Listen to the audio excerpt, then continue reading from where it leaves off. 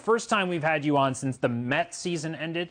If it's one or the other to sign in free agency, do you want Realmuto or Bauer? Wow, that's a tough question, but I want Bauer, and I think there's more to it than whether it's Bauer or Realmuto. I think it's pitching versus non-pitching, and I think it became so glaringly obvious to me as this season wound down for the Mets that starting pitching is not only just an Achilles heel, but I think a real weakness for them, and there's not any great answers out there on the horizon.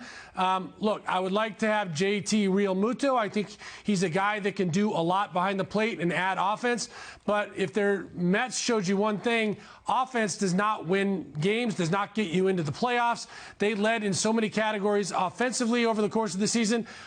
Granted, had trouble scoring runs at times, but even figured that out. Without starting pitching, that puts more taxing on your bullpen. It makes more pressure on your offense. I think they need starting pitching, and somebody that could back up Jacob deGrom like a Bauer, I think, is a better decision than just going for a catcher with some offense. I love that answer, and I couldn't agree more. I think Trevor Bauer would be the way to go if you had to flip a coin and pick one of those guys.